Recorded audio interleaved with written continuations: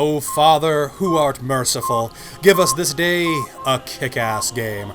Aye, kingdom come, it my will doth overrun.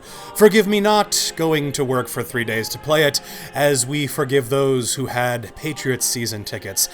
And lead us not into consternation, but deliver us from bugs, crashes, and this goddamn combat system. 3-on-1, Lord. Really? My faith is tested by you, brigands. Stab my ass. Yeah, go ahead. Do it, you piece of shit. Oh, good. I'm dead. How fucking far back am I gonna have to go? The whole day. Goody. This is what I wanted. No, actually, this is what I wanted. If I was 18 again, or otherwise unburdened with adult responsibilities, this game would be my life for the next, I don't know, couple of months. I would say Bethesda just lost their monopoly on sword and board open world RPGs. Kingdom Come Deliverance is like Skyrim, but for nerds. I mean, fighting dragons and wizards and evil undead necromancers is cool and all, but that's normie shit by now. It takes a real nerd to say, no, actually, I'd like to be a guy specifically in 15th century Bohemia, caught in a political turf war between an ambitious steward and an absentee king. Oh, and no quick saves, thank you. Before I get into it, there are several things that are apparent right off the bat with Kingdom Come. The game is absolutely gorgeous, to the point where my medium-range PC chugs in many places. On low settings, maybe it's not a medium-range PC anymore. Look, I've got a GTX 980 and runs stuff good, just not this. My consequently lower graphics setting does not stop moments like this from giving me an eyegasm. The rolling plains of Bohemia are stunningly rendered, simultaneously realistic and beautiful. Other than this, when this happens, it kind of takes the grandeur out of the scenery. Yeah, I know I'm running it on low settings. Doesn't mean there should be people walking around without heads. Wonder who this is. Yeah, good question. Who is that? I don't know. It's all horses from here. Horses all the way down. Oh look, a bandit is chasing me. Better shoot arrows at him. Oh, I'm glad I brought my disappearing arrows, or I might be in trouble. If you'll take a quick look, you'll notice the authentic medieval practice of horse stacking that Sir Robard is demonstrating here for maximum horse parking efficiency. In this initial aspect, and in fact in a bunch of ways, Kingdom Come is a whole hell of a lot like Stalker. Like Stalker a year after release, without any of the fan-made patches or mods with the bugs and the glitches and the performance problems, although I never got one of my saves bricked, so it's not quite as buggy as Stalker was. Most alarmingly, there are these minute-long micro-freezes that you just kind of have to ride out. They're not permanent, but with the rather sparse save system, they'll definitely raise your blood pressure quite a bit. Yeah, so aside from these sometimes immersion-breaking glitches and bugs, the game is quite pretty, realism and beauty being something that the game effortlessly pulls off in almost every aspect of its production, as well as genuine authenticity that is rare in the medium. The music, too, is quite good, shifting from the sort of rustic three-instrument minstrel tunes you would expect from a jewel-case medieval times mood music CD while you're in town, to the RPG classic, rolling cinematic score, which has become somewhat expected while you're in the wilderness adventuring about. It's all good stuff and dictates the mood while remaining authentically medieval. There is also a ton of incidental artwork scattered around in books as well as on the main map and in some of the cutscenes, which are perfectly period inspired. If the color palette and definition wasn't so sharp, you'd have a hard time convincing me that it wasn't the real deal, plucked out of a humidity controlled glass case from some museum somewhere. Most impressively to me, the political and social norms are all pulled out of the mind of a history professor as well, and apparently historical reality doesn't sit too well with some people. I'm rather sad to say that the first I heard of the game was from article after article published by the usual suspects of SJW Anti-Gamerland, the Kotakus, the Polygons, the Salons, the Vices. Apparently, a game designed by Eastern European developers set in 15th century Bohemia doesn't have enough of diversity, subsequently leading all of these rags to call explicitly for boycott of the game, because the industry has too many of the same experiences. You know, too many white games. Well, if these guys don't like it, then there must be something to Kingdom Come, then mustn't there? It's the Streisand effect, and it almost single-handedly sold me this game. After playing it for a little bit, I actually think that Kingdom Come is quite diverse, but not in the way they were thinking of. As a fan of medieval style, high and low fantasy, I can state from personal experience that most fantasy worlds have a sort of homogeneous Tolkien-inspired preset to their storytelling and environments, and this goes double for gaming. Here's your elves, here's your dwarves, here's your cave rats, your trolls, here's a big bad monster trying to take over the world, and you're the hero of legend who has to stop it. More germane to our current discussion, most of these worlds are populated with peoples who have very similar cultures to our own, acting for the most part like modern people, LARPing as medieval people. Sure, there may be some harks and privies, usually some sort of monarchic governmental system, but these are essentially modern people. Most are literate. They largely treat each other as social equals. Men and women are on an equal legal playing field, and magic takes the place of industrial wonders, most obviously medicine. A poorly mended broken leg isn't a career ender. You can just cast a healing spell and you're good. Oh, sure, there are those few who claim invalidity. An arrow to my knee ruined my adventuring career. Oh, I'm just a simple farmer. I certainly can't read. But these are few and far between, almost non-canonical and unbelievable in worlds where books and scrolls are commonplace and life-saving medicinal treatment is only a spell away. Now, take Kingdom Come Deliverance. Since when have you been able to say, yeah, I just played a game based in pre-industrial Bohemia? Not once, for me at least. Moreover, the presentation of medieval culture is spot on, at least from the perspective of someone who has never been there or has known anyone living who lived there. At the very least, it was incredibly refreshing. In the European world before the 1800s, culture was entirely stratified, to the point where if one of us was transplanted into that world, we would find it extremely difficult to navigate. There was a distinct difference between the nobility, landed classes, the patrician and artisan class, and the rest. You know this. You've taken history, you've seen historical dramas, but in gaming fantasy worlds, again, the cultures are essentially modern. Sure, there's a king and maybe some nobles, but they are nobles in name only, and an upward mobility is absolutely possible, if not expected, at least for the player. People are free to live the way they want. Nobody is anybody's serfs, and if that kind of system does exist, well, only the bad guys do it. This goes especially for the player character, who is usually allowed to do anything they want as long as they don't kill or steal. They're even allowed to buy property. Imagine that! In Kingdom Come, you start the game as a blacksmith's son, living in an idyllic village. Even in this comfortable setting, you are still definitively in the artisan class. Higher than a peasant, but less than a knight or a landowner. You start the game with clear indications that your place in life is not only limited by your talent and drive, but also by your status. Unless something crazy comes along and somehow upends the prevalent social structure. Did I mention you're living in an idyllic pastoral village? Okay, life lesson number 1. Never settle down in an idyllic village. You are courting disaster, which predictably arrives in the form of a sudden invading army. Honest to God, people, have you seen Braveheart or any medieval media? Just don't live in idyllic villages. Just don't do it. It never ends well. So, with his previous life uprooted, Henry must now venture into the world, with a call to action firmly implanted in his mind, and indeed, his very soul. Find Baldy. Since this is now a time of some unrest, you can also break free of your social class to some degree, as long as you distinguish yourself and align with the victors. This gives your character some upward mobility, but not limitlessly so, and essentially all of your gains can only be justified by your service to your lord. Now, he's a pretty cool guy and gives you a lot of responsibilities, but it is made clear that you are definitively his servant, not his equal.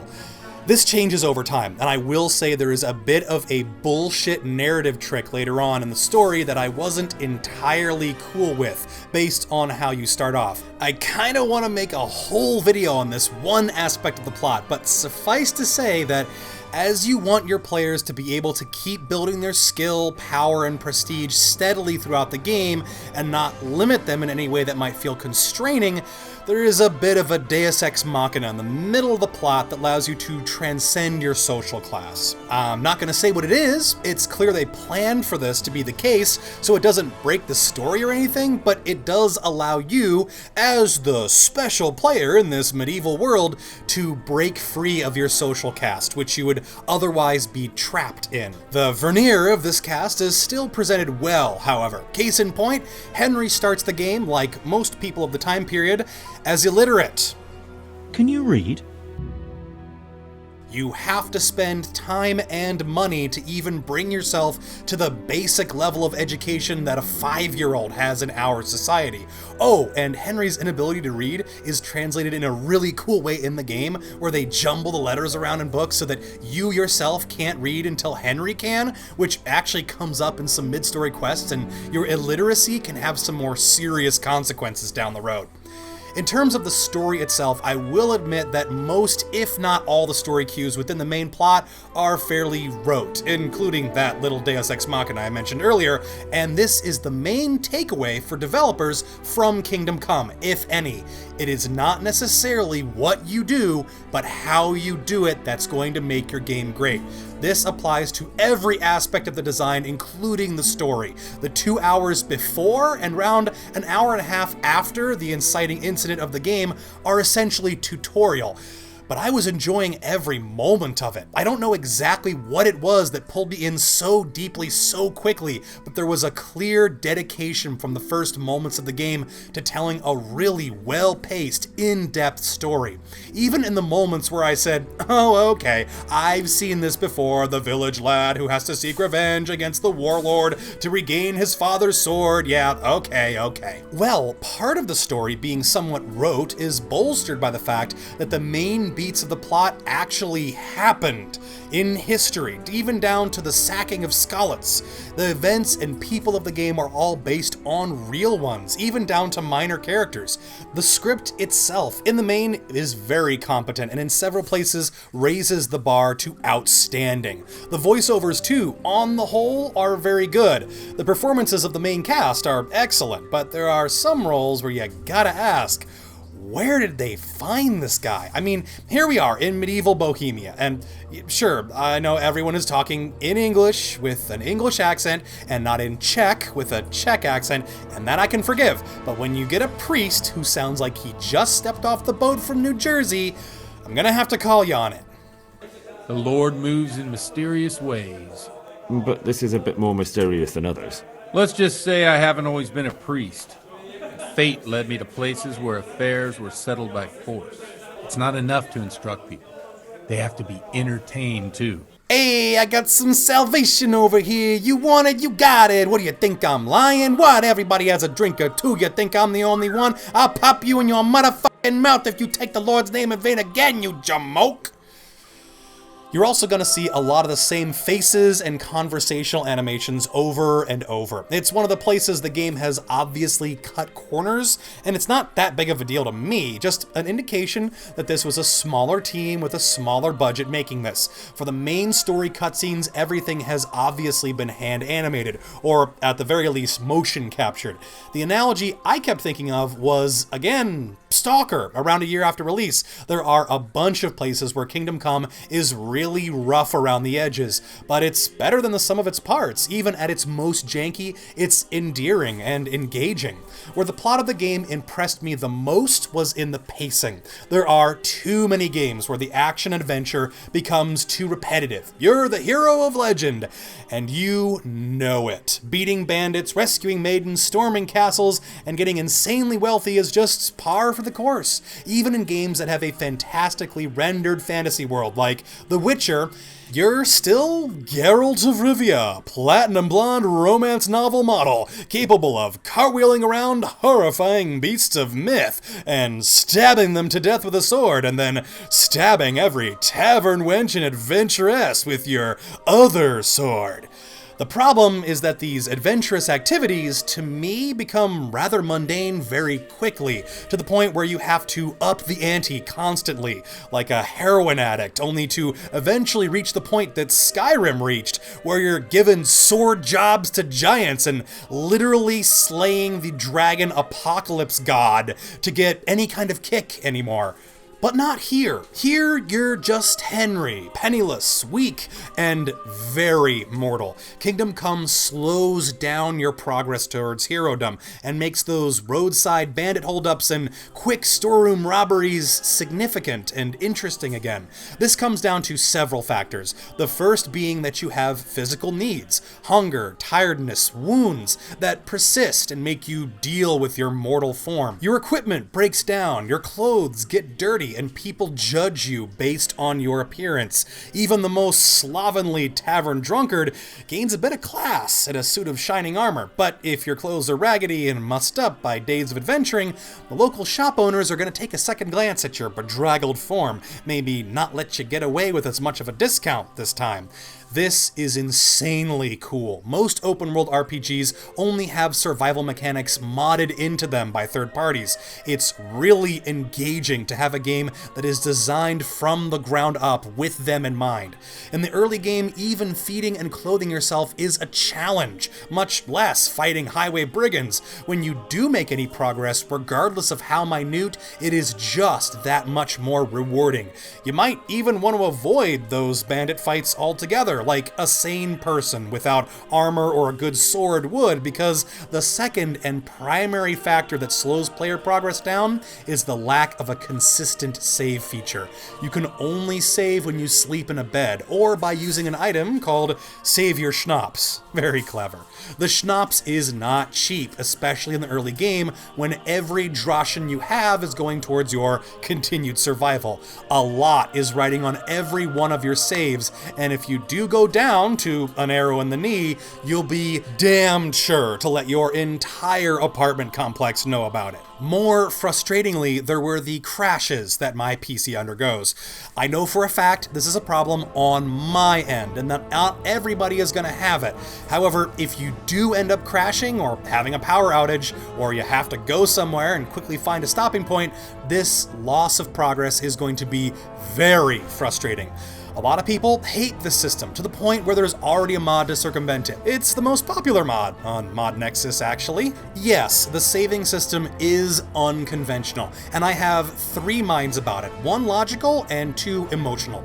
On the logical front, I know for a fact that this is slowing me down, and in a good way. I'm walking through a beautiful farming town, smelling the flowers, picking the flowers, selling the flowers to the local apothecary, picking more flowers, leveling up in flower picking, leveling up so much I have become death to all herbs and fungi. All will worship Henry and despair.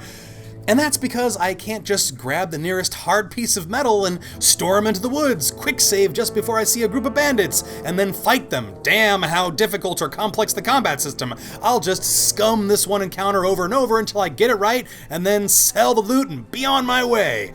I'm not an immortal badass. I might actually have to work to earn my bread, which, I'll remind you, I need to live. So, flower picking it is, just for a little while until I can earn a tiny sum to buy a few saving potions so I actually can go out into the woods and maybe pick a fight or 2. I've been meaning to write a video about the art of mundanity, especially in an open world game. The more you can make the mundane parts of your game fun, and the more you can make the exciting parts of your game tense and challenging, the better off you are. Kingdom Come Deliverance does this magnificently. I am more than willing to go on a few fetch quests in order to line my pockets to afford a sword upgrade, and the loot that I do get is hard won. I'm more likely to haggle. I'm more likely to try and upgrade my maintenance skill in order to spit shine those armor plates I'm about to sell just to get that little bit more drosh.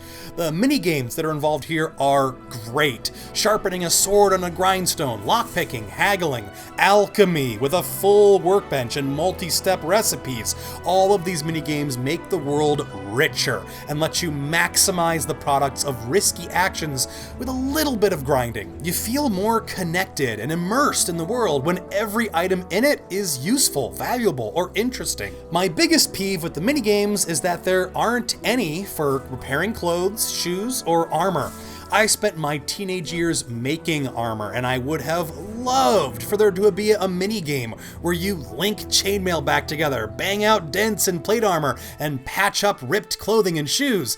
I guess this is what modders are for, and given the game's popularity already, maybe some bright spark will roll out a chainmail mod, just for little old me. Now, all of these points, the pacing, the artistry of the mundanity, the richness of the quest lines, are the most relevant in the early to mid game. Early game, the quests are amazing. One that I'll use as a pilot example is a murder mystery that has you visiting that priest from New Jersey I just mentioned, who has key information to the identity of the perpetrator. Mild warning here, if you don't want to get spoiled on one of the main quests, just skip to this time code. So you approach the priest, who doesn't want to give out any information or else he'll break his vows. As far as I remember, you can try to convince him to give it up, but if you fail, he'll just say he doesn't want to break his vow of silence. However, he is a man with some vices, and he invites you out for a drink. Maybe you can change his mind with a few beers in him. You can choose to decline him at this point. I didn't, and I spent a crazy evening with him, getting drunk, fist fighting the bailiff, we won, getting laid with some of the local wenches, and chasing sheep around before waking up with a splitting headache in the priest's house. Of course, in our revelry, he forgot that he was supposed to deliver mass that morning, but now he's way too drunk to do it. So he got me to do it. Now, I specced into speech early on, expecting to be able to get myself out of exactly these situations, but I was drunk, so I gave a rambling oratory to the crowd who were not exactly impressed with me or the priest.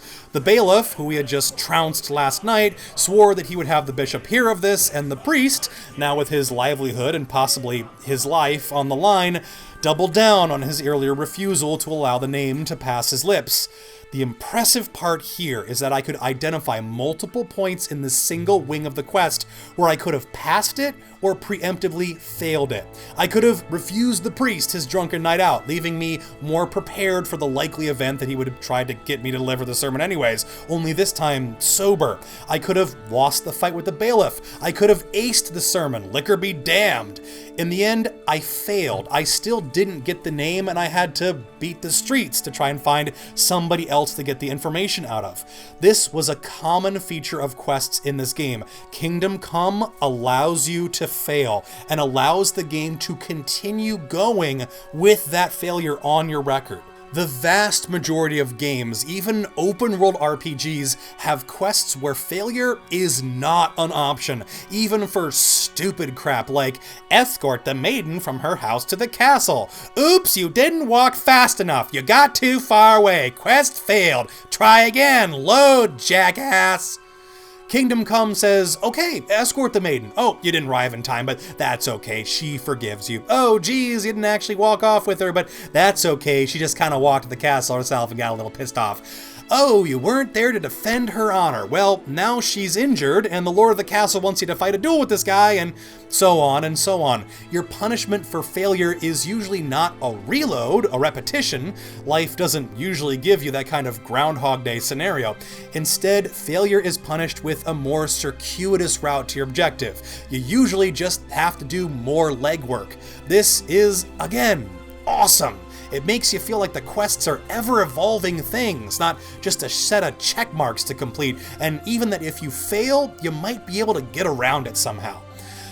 Now, this was a majority of the quests in Kingdom Come, especially, again, in the early game. Around the mid-game, the quests started to get a little more fetchy, a little simpler, a little more, oh, Henry, I'm missing a cup of sugar. Can you go all the way across the map and fetch me some? I'd go, but I'm stuck here, doing important things. Be a dear, will you? This trend culminated with a singular quest, right in the middle of the storyline that put the entire plot to a grinding halt. I'm about to spoil this quest, by the way, but this was probably the weakest moment of the game, and if I were you, I would want this spoiled, just for my own sanity. You are, at this point, a free agent. You have a number of successes to your name, a few hundred or 1,000 groschen, and you're finally feeling the freedom the game is excellent at immersing you in. So, you get this mission where you're sent into a monastery to find and possibly kill this guy, and bring back an item to prove you did it. You don't know who he is or what he looks like, but you have 1 or 2 clues, one of which I got from the innkeeper in town, who will become important later. Rather than being a thrilling whodunit, the quest is a nightmare. They immediately take all your stuff away, including your saving potions, and you are given this schedule where you are expected to accomplish certain tasks during certain periods of the day or face punishment. You go from thrilling adventure with the wind in your hair to literally doing chores on a schedule with stodgy monks breathing down your back everywhere you go. I can see where they were going with this one. Hey, let's have a quest in the middle that breaks up the pacing a little bit. Ooh, and we can have it be a Harry Potter style thing where you're trying to figure out a mystery while dodging prefects, and you have to try and sneak into the public cloisters at night and find clues. But it's not that. It's not that at all. It's boring and repetitive. You know those parts in Harry Potter where J.K. writes, "And then Harry did an awfully boring class where he almost fell asleep."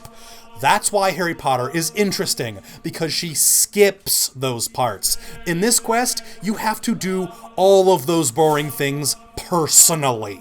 Remember, you got a schedule to keep and tasks to accomplish. Typical day for Monk Henry. Go to the Acamarium and do some alchemy. Make some potions, which is cool because the alchemy system is pretty well designed, and I feel like I'm learning something about this system that I didn't really invest in earlier in the game. Kinda cool, except you're forced to do it, so whatever. The next task of the day is copying down texts in the scriptorium, which, even though Henry can read, I fucking can't. Like, what is this crap? Ancient Latin bullshit. So I just end up failing these on purpose just to get them out of the way. The other 3 tasks are literally going to a place and waiting for hours doing nothing. Thank God for the time skipping feature, which even then is painfully slow, and if you overshoot, well, then you're in trouble, little priestlet, off to the cellar for you. Then you get like 1 free hour where you can go around and talk to people and actually try to get shit done. But of course, they all want a dozen or so tasks done themselves, and the game halfway wants you to get involved with this inner monastery political conflict that I'm sure is totally historically accurate, and if you actually went to this monastery and took the tour in real life, you could find out about. But right now, you don't give 2 shits about, and is in all actuality a total red herring to actually getting the quest done. Like, honestly, fuck these monks. I hate them. I hate being with them. I hate being trapped here in this place. And I hate that I spent 2 actual days on this useless quest before I just said, screw it, I'm looking up a walkthrough. And that's what I advise you to do as well when you come up to this quest. I appreciate that they took a lot of work to build this quest, to build this monastery that actually does exist in real life. I appreciate that part of depicting medieval life would involve an exploration of monastic life. I appreciate that given the historical events, the machinations of the church actually become really important in Bohemia 10 years down the road, and I appreciate that this worked in other games like Shenmue, where your dockyard job was actually one of the cooler parts of the game, but it just does not work here, and it is not worth your time. It is too much of a pacing break to go from majestic night with free will to staring down a porridge bowl for literal hours while some asshole preaches obedience to the church. So, I finished this walkthrough. The answer to the quest is actually frustratingly stupid, and then I get out. Yes, finally, freedom! Only, in all this bullshit, I forgot the item I was supposed to bring to prove I had killed the dude, and the game didn't give it to me automatically. So the guys I was supposed to meet with and prove I had killed the dude didn't believe me. So they tried to kill me, and I'm back at square one. Only because Kingdom Come is so cool with its quest system, now I just have to look for clues in the town, which, obnoxiously enough, the innkeeper has. The first person I talked to when I started this quest, he just knows what I'm talking about now because I have the little dice that the bandits had who just attacked me. So, you are telling me that I spent 5 to 7 hours of game time on an obnoxiously obtuse, repetitive quest that I could quite literally have done easier if I had given up on it halfway, if I had refused the monks their pound of flesh, punched them all out, and went to the bandits with my dick out, saying, "What? So I didn't kill the guy? What are you gonna do? Try and kill me? Have at you, sir! All hail Kingdom Come!" Maybe this is still a note as to the excellence of Kingdom Come, ironically, since you still had the choice to ignore the quest altogether, or at least subvert its more annoying aspects. But years of zero-sum, do-or-die quests and RPGs led me to believe that I didn't have a choice. And even after struggling up that awful molehill, I recognized that in Kingdom Come, I still did have a choice, even if I didn't realize it. And that's actually pretty cool. Even at its worst moments, Kingdom Come manages to impress me. Hell shit! The other upside to all that struggle is that the plot almost immediately got interesting again, and I can go back to praising the game again. Only, I feel like I'm on a roll here describing the negatives, so I'll actually move on to probably the most controversial element of the game, other than the save system, that being the combat system. I'm not gonna pretend to know where this multi-point aiming and blocking system for third or first-person melee fighting games comes from. The first I saw of it was For Honor. I like this system in general. You can attack and block from different angles, and it keeps melee combat from breaking down like it does in a lot of first-person games where you either hit or don't hit, block or don't block. The coolest thing about this system in Kingdom Come is HEMA. That is, historical European martial arts. The oldest living practitioners of martial arts with heavier European weapons died like 300 years ago. We don't really have a solid indication of what these forms looked like in motion.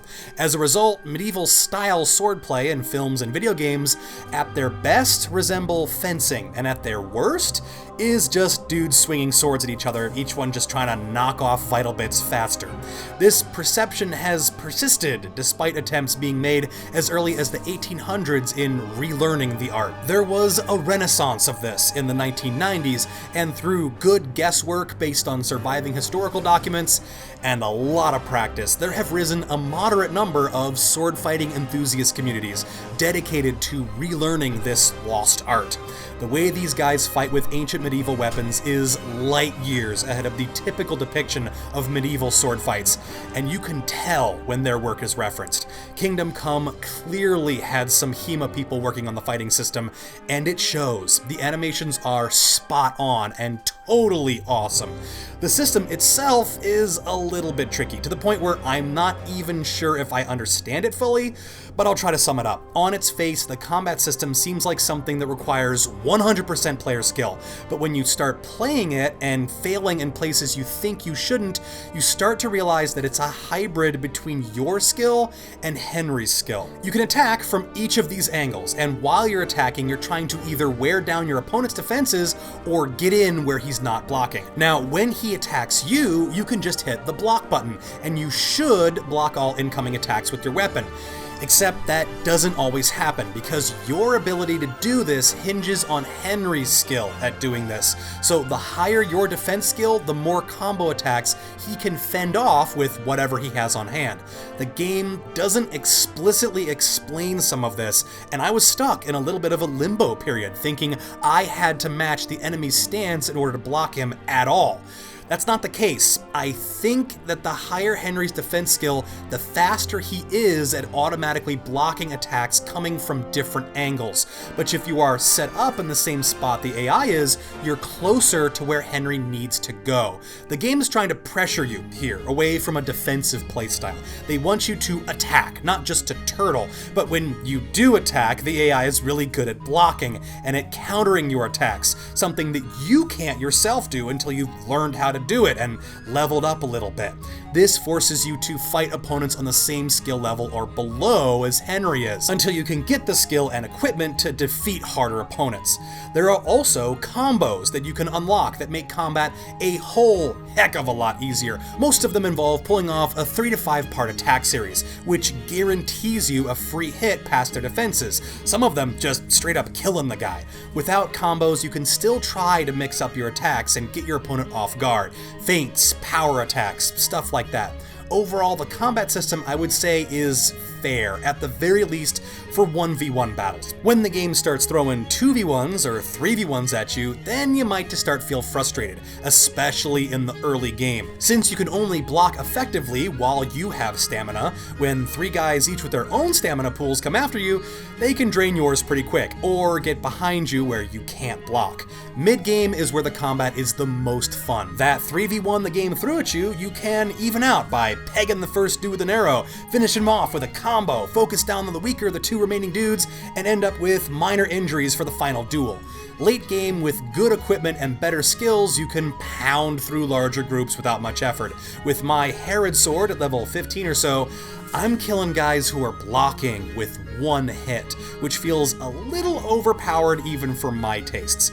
This is a stark contrast with your early game, where you don't really have any tools, you haven't learned any combos, your arms and armor are weak, you don't really have much to even the odds, other than your horse. Now, it is really damn cool that there is mounted combat in the game. Honestly, after Mount and Blade, it would have felt really empty without it. However, the game seems to forget that you can get on a horse in combat, and this is the fault of the AI more than anything else. When you're on foot, the AI will chase you for a little while, then they'll slowly give up chasing you after you've gone half a mile or so, and it's a good thing that they don't chase you forever. Otherwise, you could fast travel right out of combat and wake up with 4 dudes pounding on your indoor. "We're still fighting, you coward!" However, when you're on horseback, this behavior becomes routinely exploitable.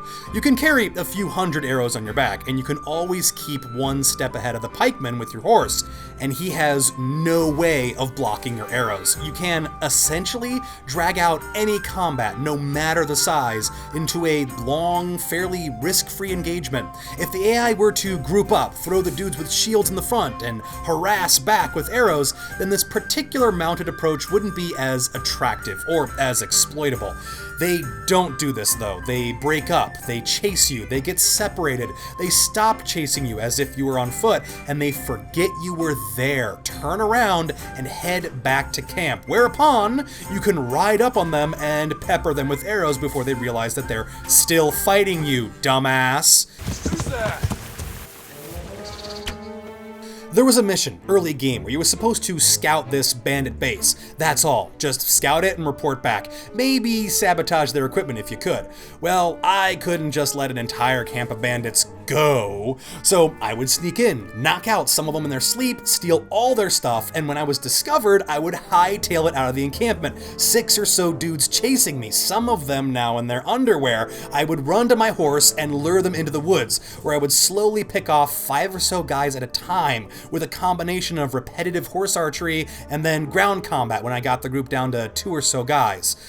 I did this for 4 hours and eventually emptied the entire camp over the course of an afternoon. Then I gathered all their stuff and rode back to town with around 2 actual tons of arms and armor. I got around 20,000 groschen out of this, an amount way higher than the game expected me to have at this point in the plot, where you're getting like 75 to 300 groschen as quest rewards. Of course, come time to actually attack the camp as part of the story, all the bandits had respawned, and I could loot them again. Horse archery made me obscenely wealthy, just killing dudes on foot, even watching them stop and turn around, giving up right in front of me as if they had been chasing me down on foot. If the AI could, again, react to your tactics on horseback a little better, this wouldn't be as big of an issue, or a temptation in early game combat, as facing those 4-on-1 fights on foot is practically suicide. It would force you to weigh your options a little more, maybe to avoid certain fights, attacks or prepare for them more to reinforce the slower, more careful, more methodical mode of gameplay consistent throughout Kingdom Come outside of this one issue of horse archery spamming. Outside of that, the combat system is great. It's realistic, it's very rewarding, it's very challenging, and it fits in really well with the rest of the game. Like the combat system, however, when you've reached an apex in terms of your character skill and economic ability, there's really nowhere to go from there. There's no real end game other than finishing the main quest. A lot of these kinds of open world games benefit when they have something for you to do with your mountains of loot you've obtained. The Elder Scrolls and Fallout have fairly definitively decided that you'll be spending your late game loot on buying or making a home, building a castle, even a small town out in the wilderness somewhere.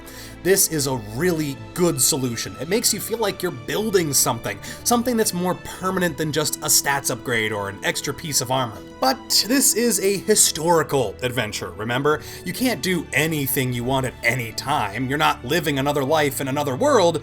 You're living Henry's life in a historical period, which is decidedly bereft of passages that read, "And then one guy looted a bunch of stuff and slowly bought an entire country, the end." We don't want to break the timeline or anything. I don't want to get up from my PC only to find that I'm living in the United States of Henramerica, or Henry, or Henristan. And this is where the realism and scope of the game make it slightly less entertaining. Since you are limited to acting within these boundaries, you can't stretch your legs. Having a really interesting endgame where you maybe become amazingly influential or start buying up the countryside and making your own cities might be antithetical to having an authentic experience. This is, again, kinda just like Stalker. Your wealth and power are in service to completing the storyline, even though the mechanics are begging you to make them a goal of themselves. You want to become more rich and powerful because that's fun, but there's nothing for you to do with that wealth, only complete the storyline. If you've been dicking around in the wilderness for 25 hours and then return to the main plot, you might find that you've unintentionally overpowered yourself. You are now a god. The final battles of the game I found to be unentertainingly easy because of my own straying from the main plot, unintentionally leveling myself past the point the game anticipated I would be, and these final epic sword fights didn't scale very well. I felt like I probably could have fought all of the endgame armies myself, and hell, maybe that would have been better for my frame rate as well. This did decrease the replayability for me, or at least back-to-back replayability. Kingdom Come is probably going to be a game, just like Stalker, that I keep coming back to every year or so. Maybe I won't rack up 700 play hours in back-to-back sessions, but I will probably do that over the next 3 to 5 years, especially since the modding community for this game is already poring over all the ways they can make the game bigger and better. I mean, on the AI front alone, there could be some serious changes made. I once killed 3 bandits in a camp by luring them into the woods, shooting them just a little bit, just enough to make them bleed, and then not wanting to fight the 3-on-1 that I just gotten myself into, I lost them in the forest. I returned to the camp to find that they had gone to sleep again while bleeding, and that they had bled out in their sleep with arrows sticking out of their chests.